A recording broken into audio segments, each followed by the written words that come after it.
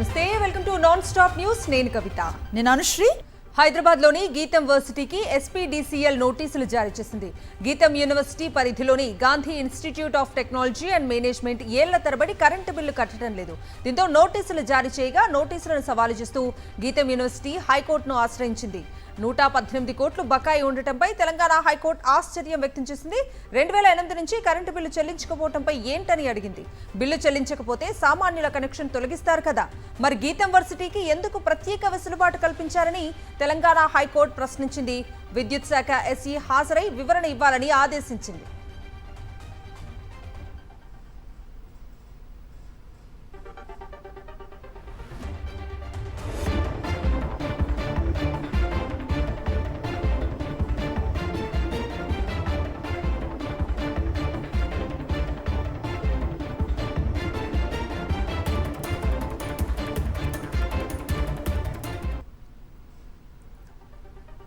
విజయవాడలోని భవానీపురంలో ఇళ్లు కోల్పోయిన బాధితులకు అండగా నిలిచారు వైఎస్ జగన్.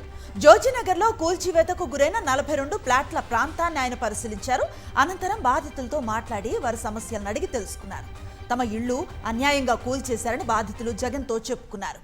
ఇళ్ల కూల్చివేత ఫోటోలు వైఎస్ జగన్ కు చూపించారు. అన్ని అనుమతులు ఉన్నా ఇళ్లు కూల్చేశారని చెప్పారు.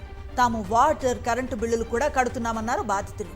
ఇల్లు కూల్చివేతతో తాము రోడ్డున పడ్డామంటూ బాధితులు కన్నీటి పర్యంతమయ్యారు.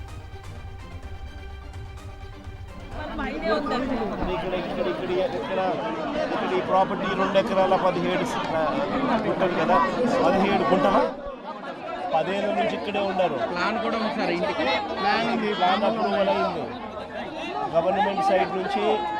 ఇన్ని చేసినా కూడా గవర్నమెంట్ సైడ్ నుంచి డిమాలిష్ చేసిన తర్వాత 25 ఏళ్ల కింద కొన్నారు. ఇది 25 ఏళ్ల కిందట.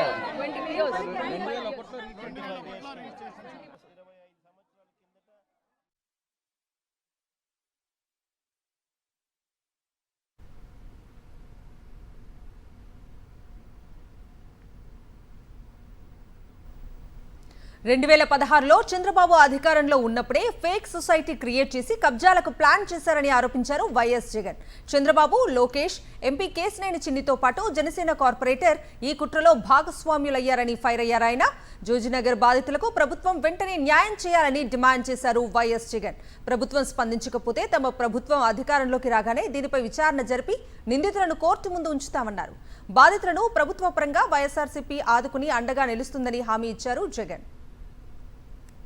స్థలానికి సంబంధించి 2 ఎకరాల 17 సెంట్లు.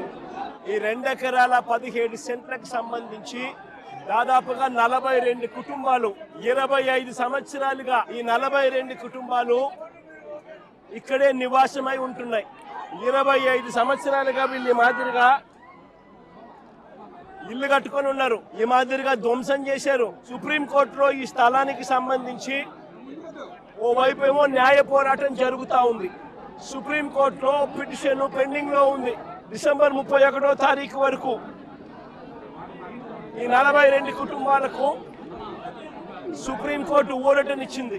ఓవైపున సుప్రీంకోర్టులో కేసు పెండింగ్ ఉండగానే 31వ తారీఖు వరకు ఊరట ఉండగానే ఇక్కడ పోలీసులను అడ్డు పెట్టుకొని ఏకంగా 200 మంది పోలీసులు ఇక్కడ వచ్చి ప్రైవేట్ పార్టీకి మద్దతు తెలుపుతూ ఈ 42 ఇళ్లకు సంబంధించిన బాధితులను నిర్దాక్షిణ్యంగా వాళ్ళ ఇంట్లో ఉండగానే వాళ్ళ ఇళ్ళన్నీ కూడా పగలగొట్టడం జరిగింది. వీళ్ళందరినీ రోడ్డును పడేయడం జరిగింది.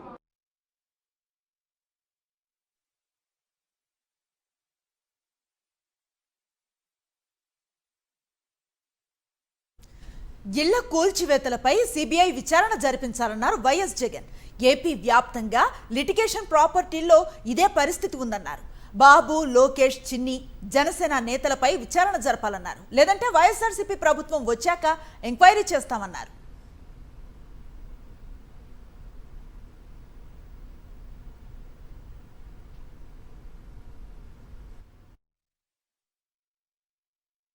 నేను ఇప్పటికైనా చంద్రబాబు నాయుడు గారికి ఒకటే చెప్తా ఉన్నా, ఈ ప్రెస్ కాన్ఫరెన్స్ ద్వారా ప్రతి ఒక్కరికి కూడా నేను ఒకటే మనవి చేస్తా ఉన్నా, దీంట్లో సిబిఐ ఎంక్వైరీ జరిగించాలి.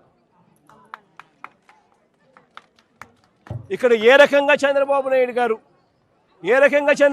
గారు కొడుకు, ఏ రకంగా తెలుగుదేశం పార్టీకి సంబంధించిన ఎంపీ, ఏ రకంగా వీళ్ళంతా కూడా ఇన్వాల్వ్ అయ్యి, ఇంక్లూడింగ్ జనసేన కార్పొరేటర్తో సహా ఏ రకంగా వీళ్ళంతా కూడా దీన్ని కబ్జా చేసే కార్యక్రమం చేస్తూ ఉన్నారు అనేది ప్రజలకు తెలియాలి. కోర్టుల్లో ప్రజల తరపున, పేదల తరపున, మధ్యతరగతి వాళ్ళ తరపున ఆర్గ్యుమెంట్ చేయాల్సింది పోయి, వాళ్లకు తరపున నిలబడాల్సింది పోయి, వీళ్లకు వ్యతిరేకంగా రాష్ట్ర ప్రభుత్వమే స్వయంగా కోర్టులలో వ్యతిరేక అఫిడవిట్లు, వ్యతిరేక పిటిషన్స్ వేసి వీళ్ళకి అన్యాయం చేయడంలో రాష్ట్ర ప్రభుత్వం తన పాత్ర తాను పోషించింది.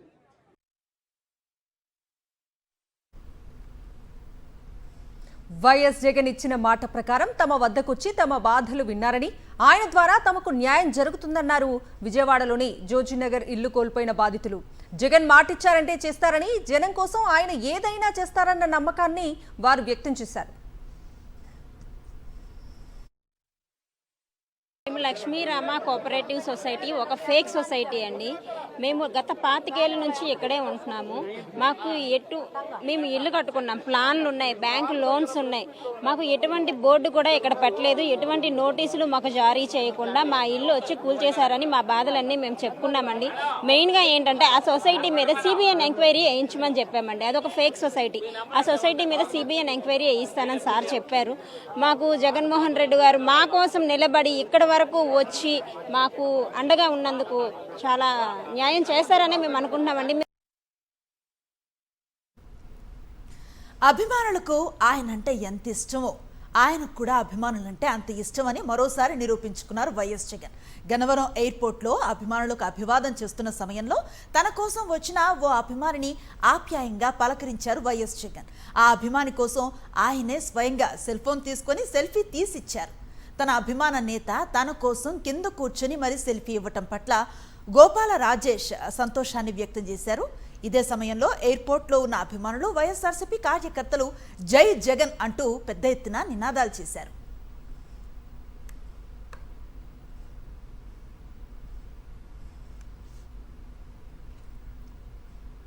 రేపు తెలంగాణలో చివరి విడత పంచాయతీ ఎన్నికలు జరగనున్నాయి. ఇప్పటికే ఎన్నికలకు సంబంధించి పోలింగ్ సిబ్బందికి అవసరమైన సామాగ్రిని అందజేశారు.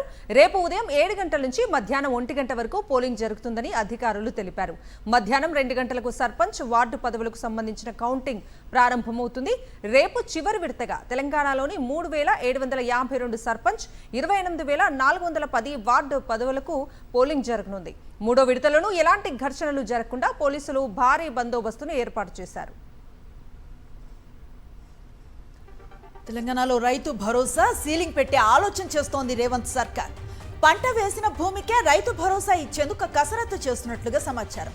భూమి ఉన్నప్పటికీ పంట వేయకపోతే రైతు భరోసాను కట్ చేసేందుకు వ్యవసాయ శాఖ కసరత్తు చేస్తోంది. శాటిలైట్ మ్యాప్ ఆధారంగా రైతు భరోసా నిధులను విడుదల చేయనున్నట్లుగా సమాచారం. ఇప్పటికే గుట్టలు, వెంచర్లు, ఖాళీ భూములకు రైతు భరోసా ఇస్తున్నట్లుగా ప్రభుత్వం గుర్తించింది. గతంతో పోలిస్తే వచ్చే యాసంగి పంటకు దాదాపు 60,000 నుంచి 1,00,000 ఎకరాలు తగ్గే అవకాశం ఉందని అంచనా వేస్తున్నారు వ్యవసాయ శాఖ అధికారులు. ప్రస్తుతం రాష్ట్రంలో 70 లక్షల మందికి రైతు భరోసా అందిస్తున్నట్లుగా చెబుతున్నారు.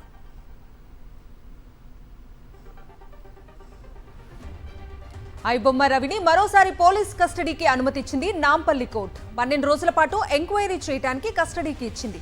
ఒక్కో కేసులో 3 రోజుల పాటు విచారించాలని పోలీసులకు ఆదేశాలు జారీ చేసింది న్యాయస్థానం.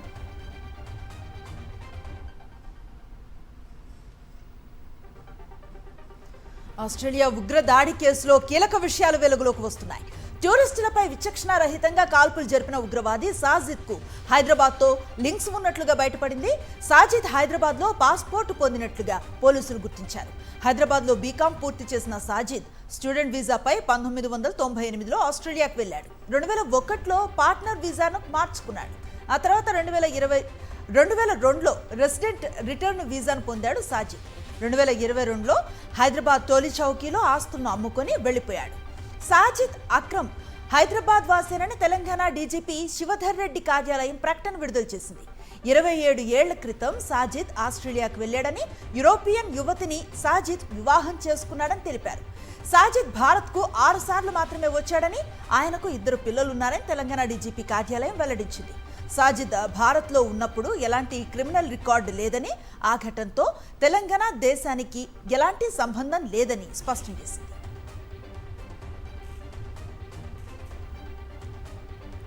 సుప్రీంకోర్టులో ఏపీ డిప్యూటీ స్పీకర్ రఘురామకృష్ణంరాజుకు భారీ షాక్ తగిలింది. ఇన్ భారత్ కేసులో ఇచ్చిన స్టేను ఎత్తేసింది. దీంతో బ్యాంకులను మోసం చేసిన కేసులో సీబీఐ దర్యాప్తునకు అడ్డంకి తొలగింది. ఎఫ్ఐఆర్ నమోదుకు ముందు నిందితులకు షోకాజ్ నోటీసులు అవసరం లేదని సుప్రీంకోర్టు క్లియర్ కట్ గా చెప్పేసింది. నోటీసులు ఇవ్వలేదన్న కారణంతో ఎఫ్ఐఆర్ను క్వాష్ చేయలేమంది.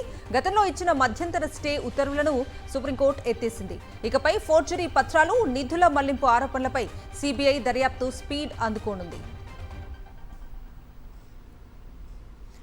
కాంగ్రెస్ గూండాల అరాచకాలను ఉపేక్షించవన్నారు కేటీఆర్. దాడికి ప్రతిదాడి తప్పదన్నారు. ప్రజల ప్రాణాలు పోతుంటే పోలీసులు ఏం చేస్తున్నారని ప్రశ్నించారు కేటీఆర్. పోలీసులు ఏకపక్షంగా వ్యవహరించడం మంచిది కాదని హితవు పలికారు.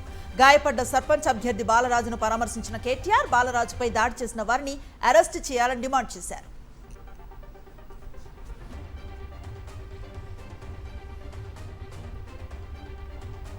క్రూరమైన కార్యక్రమం కాంగ్రెస్ పార్టీ నాయకులు చేసిన తర్వాత కూడా ఇవాళ ఇక్కడున్న ప్రభుత్వము, ఇక్కడున్న పోలీసులు నిజంగా కూడా వారు వ్యవహరిస్తున్న తీరు అత్యంత దారుణం, అత్యంత అమానవీయం. నేను పోలీసు వాళ్ళకు గుర్తు చేస్తా ఉన్నా, ముఖ్యంగా డీజీపీ గారికి, అదేవిధంగా సీనియర్ అధికారులుగా ఉండే ఐపీఎస్ అధికారులకు నేను గుర్తు చేస్తా ఉన్నా. అట్లాగే పోలీసు అధికారులు కింది స్థాయిలో ఉండేవాళ్ళు, వాళ్ళకు కూడా నేను గుర్తు చేస్తా ఉన్నా. మీకు జీతం ఇస్తున్నది ప్రజల సొమ్ముతో తప్ప కాంగ్రెస్ పార్టీ సొమ్మో, రేవంత్ రెడ్డి ఇంట్లో సొత్తో మీకు జీతం ఇవ్వట్లేదు. జీహెచ్ఎంసీ కౌన్సిల్ సమావేశంలో గందరగోళం ఏర్పడింది. దారసలాంలో వార్డుల విభజన చేశారంటూ బీజేపీ కార్పొరేటర్లు చేసిన వ్యాఖ్యలపై అభ్యంతరం వ్యక్తమైంది. దీంతో బీజేపీ కార్పొరేటర్లపై మేయర్ గద్వాల్ విజయలక్ష్మి ఆగ్రహం వ్యక్తం చేశారు. కమలం పార్టీ కార్పొరేటర్లు గెజిట్ పేపర్లను చించి కౌన్సిల్ హాల్లో విసిరారు. సభ్యుల సూచనలను, సలహాలను పరిగణలోకి తీసుకుని ప్రభుత్వానికి పంపించాలి అంటూ గందరగోళం నడుమ కమిషనర్కు మేయర్ ఆదేశాలు జారీ చేశారు. అనంతరం సభను వాయిదా వేస్తున్నట్లుగా ప్రకటించారు.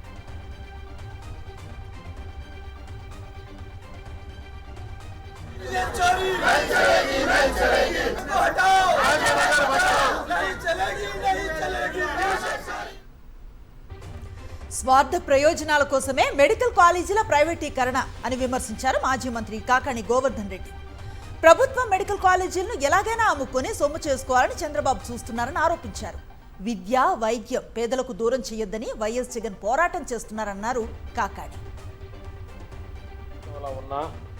ప్రజల పక్షాన నిలబడి మెడికల్ కళాశాలలకు సంబంధించి ప్రైవేటీకరణ కాకూడదు, విద్య, వైద్యం రాష్ట్ర ప్రజానీకానికి దూరం చేయకూడదనేటువంటి లక్ష్యంతో జగన్మోహన్ రెడ్డి గారు పోరాడుతుంటే, స్వార్థ ప్రయోజనాల కోసం, తన సొంత లాభాపేక్షణ కోసం ఈరోజు వాటిని ప్రైవేటు వ్యక్తులకు కట్టబెట్టి ఏదో ఒక విధంగా తన పబ్బం గడుపుకొని తన వరకు తాను బాగుపడాలి, మిగతా వాళ్ళ గురించి ఆలోచన చేయాల్సినటువంటి అవసరం లేదు, నాకు ప్రజల ప్రయోజనాల కన్నా స్వార్థ ప్రయోజనాలు ముఖ్యం అన్నట్టుగా ఈరోజు చంద్రబాబు నాయుడు వ్యవహరిస్తున్నాడు.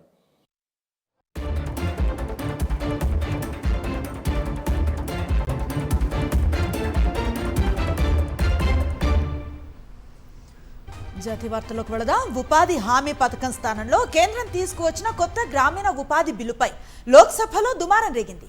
వికసిత్ భారత్ జీ రామ్జీ బిల్ 2025ను సభలో ప్రవేశపెట్టారు కేంద్ర వ్యవసాయ శాఖ మంత్రి శివరాజ్ సింగ్ చౌహాన్. దీనికి విపక్షాలు తీవ్ర స్థాయిలో వ్యతిరేకించాయి. బిల్లును ప్రవేశపెట్టడంపై అభ్యంతరాలను వ్యక్తం చేశాయి. ఒకరి ఇష్టం, లక్ష్యం కోసం బిల్లులు ఆమోదించడం సరికాదంటూ కేంద్రంపై మండిపడ్డారు కాంగ్రెస్ ఎంపీ ప్రియాంక వాద్రా. పేరు మార్చడం అంటే ప్రధాని మోదీకి ఎందుకంత ఇష్టం అంటూ సెటైర్స్ వేశారు.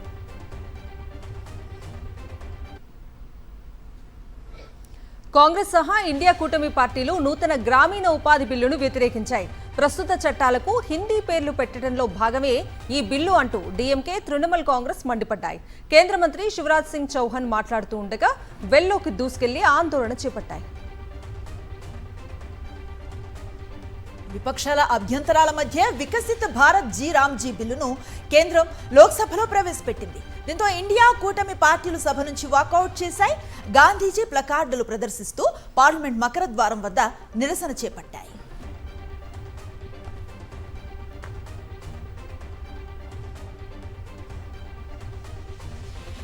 నేషనల్ హెరాల్డ్ కేసులో గాంధీ కుటుంబానికి తాత్కాలిక ఊరట దక్కింది.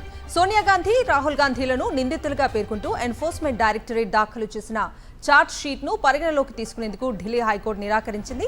ప్రైవేటు వ్యక్తి చేసిన ఫిర్యాదు ఆధారంగా ఈడీ నేషనల్ హెరాల్డ్ కేసులో దర్యాప్తు జరిపి ఈ ఛార్జ్ షీట్ను దాఖలు చేసినట్లుగా న్యాయస్థానం విచారణ సందర్భంగా వెల్లడించింది. చట్ట ప్రకారం దీన్ని పరిగణలోకి తీసుకోవటం కుదరదని స్పష్టం చేసింది. ఈ కేసులో ఇప్పటికే ఢిల్లీ ఆర్థిక నేరాల విభాగం ఎఫ్ఐఆర్ నమోదు చేసిన విషయాన్ని గుర్తు చేసింది. అలాంటప్పుడు ఈడీ ఛార్జ్ షీట్ ఆధారంగా తీర్పు ఇవ్వటం తొందరపాటు చర్య అవుతుందని అభిప్రాయపడింది.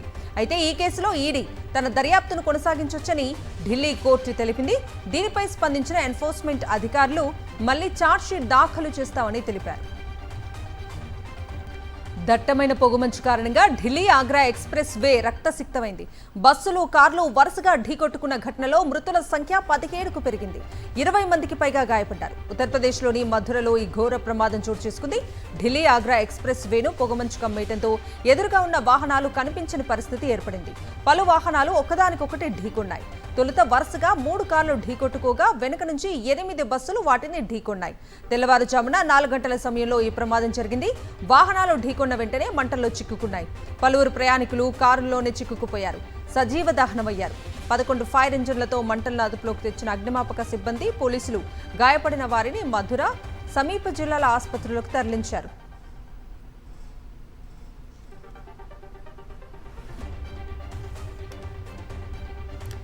ఢిల్లీ కాలుష్యం ప్రమాదకర స్థాయికి చేరిన నేపథ్యంలో ప్రభుత్వం మరిన్ని కఠిన చర్యలు అమల్లోకి తెచ్చింది. వాహన కాలుష్యాన్ని తగ్గించేందుకు కీలక నిర్ణయం తీసుకుంది.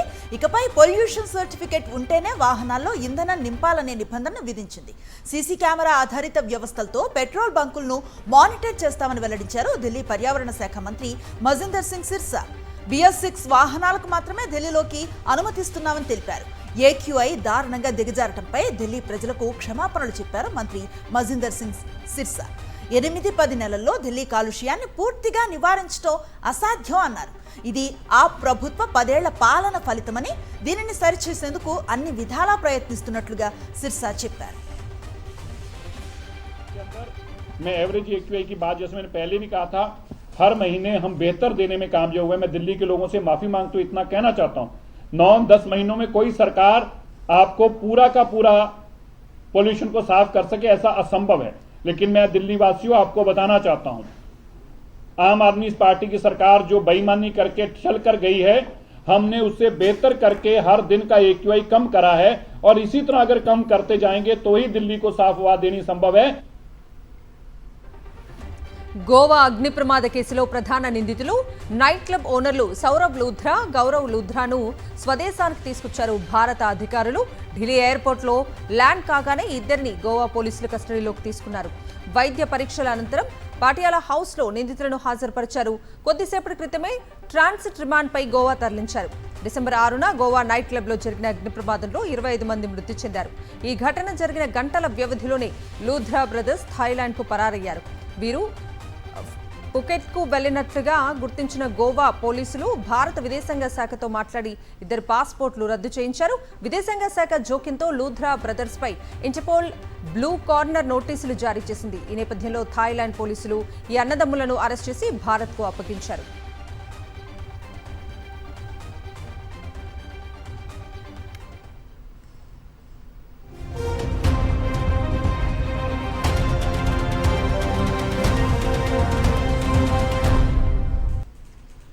అంతర్జాతీయ వివరాలు చూద్దాం. జోర్డాన్లో ప్రధాని మోదీ పర్యటన కొనసాగుతోంది.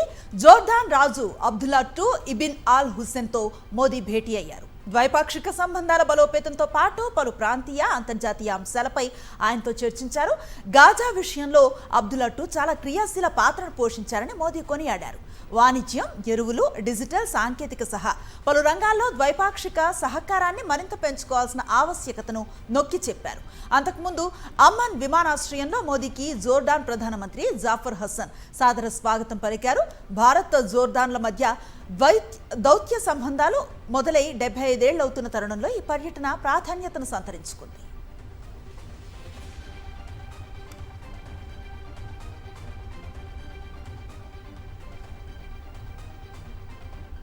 आप सभी जानते हैं कि भारत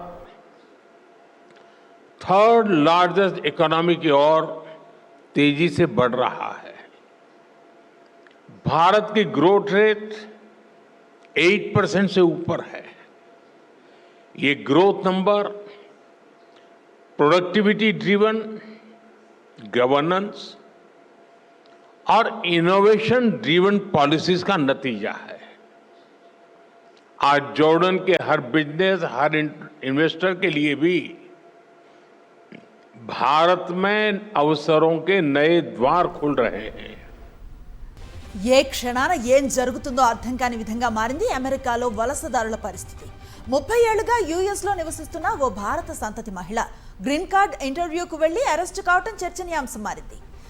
అబ్లెజిత్ కౌర్ 1994 నుంచి అమెరికాలో చట్టబద్ధ హోదాలో నివసిస్తున్నారు. కౌర్ ముగ్గురు పిల్లల్లో ఇద్దరికి అమెరికా పౌరసత్వం ఉంది. మరో కుమార్తె జ్యోతికి యుఎస్లో నివసించేందుకు లీగల్ స్టేటస్ ఉంది. డిసెంబర్ 1న పెండింగ్లో ఉన్న గ్రీన్ కార్డ్ దరఖాస్తుకు సంబంధించి బయోమెట్రిక్ స్కాన్ కోసం ఫెడరల్ ఏజెంట్ ఆఫీస్కు వెళ్లారు Babli Kaur. Green card interview కోసం వెళ్లిన ఆమెను ఇమిగ్రేషన్ అధికారులు కస్టడీలోకి తీసుకున్నారు. ఐసీఈ ఆఫీస్ ఫ్రంట్ డెస్క్ వద్ద ఉండగానే ఫెడరల్ ఏజెంట్లు తన తల్లిని అదుపులోకి తీసుకున్నారని, ఆమెను అరెస్టు చేస్తున్నట్లుగా వెల్లడించారని జ్యోతి తెలిపారు. లాంగ్ బీచ్ కు ప్రాతినిధ్యం వహిస్తున్న డెమోక్రటిక్ కాంగ్రెస్ సభ్యుడు రాబర్ట్ గార్సియా సహా పలువురు కౌర్ విడుదల కోసం డిమాండ్ చేశారు. ఆమెను విడిపించేందుకు కుటుంబంతో కలిసి ప్రయత్నిస్తున్నారు. టెస్లా సీఈఓ అపర కుబేరుడు ఇలన్ మస్క్ మరో రికార్డు సృష్టించారు. ప్రపంచంలోనే $600 బిలియన్ సంపద కలిగిన ఒకే ఒక్కడుగా అవతరించారు. స్పేస్ ఎక్స్ ఐపీఓ విలువ $800 బిలియన్ పెరిగిందన్న వార్తలు రావడంతో మస్క్ సంపద అమాంతం పెరిగింది. ఒక్క రోజులోనే $168 బిలియన్ ఎగబాకింది. ప్రస్తుతం ఎలన్ మస్క్ నికర సంపద దాదాపు $677 బిలియన్ చేరినట్లుగా ఫోర్బ్స్ వెల్లడించింది.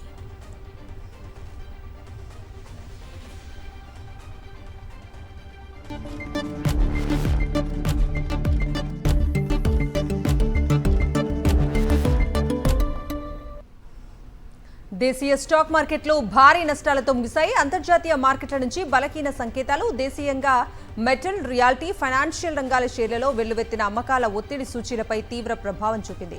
ట్రేడింగ్ ముగిసే సమయానికి సెన్సెక్స్ 533.50 పాయింట్లు నష్టపోయి 84,679.86 వద్ద స్థిరపడింది. నిఫ్టీ 167.20 పాయింట్లు క్షీణించి 25,860.10 వద్ద ముగిసింది. సెన్సెక్స్ షేర్లలో యాక్సిస్ బ్యాంక్, ఎటర్నల్ అత్యధికంగా 5% వరకు పతనమయ్యాయి. HCL technologies, Tata steel, Bajaj Finserv, UltraTech cement, Bajaj finance, NTPC వంటి హెవీ వెయిట్ షేర్లు కూడా 1% పైగా నష్టపోయాయి.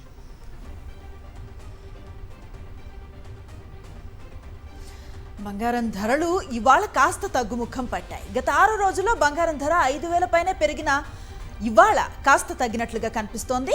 హైదరాబాద్లో 10 గ్రాముల 24 క్యారెట్ల బంగారం ధర ₹1,34,000 ఉంది. 24 క్యారెట్ల 10 గ్రాముల బంగారం ధర ₹1,22,850 నమోదైంది. ఇక వెండి ధర కూడా భారీగానే తగ్గుముఖం పట్టింది. ఉదయం 6 గంటల సమయానికి సిల్వర్ ధర ₹2,03,100 వద్ద ట్రేడ్ అవ్వగా ప్రస్తుతం ₹3,900 దిగి వచ్చి ₹1,99,100 వద్ద కొనసాగుతోంది.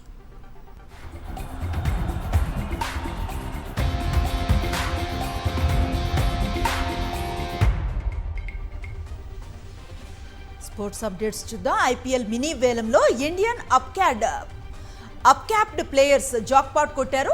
ఊహించని విధంగా మంచి ధరను దక్కించుకున్నారు. ప్రశాంత్ వీర్, కార్తిక్ శర్మను 14.20 కోట్లకు చెన్నై చేజిక్కించుకుంది. ఆల్రౌండర్ అకీబ్దార్ను 8.40 కోట్లకు ఢిల్లీ దక్కించుకుంది. క్యామరూన్ గ్రీన్ను 25.20 కోట్లకు కేకేఆర్ కొనుగోలు చేసింది.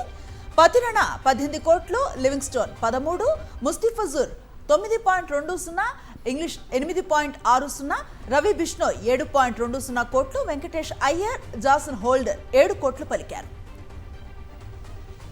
ఇవి non stop 9 PM news details. Next magazine story చూద్దాం. Stay with us.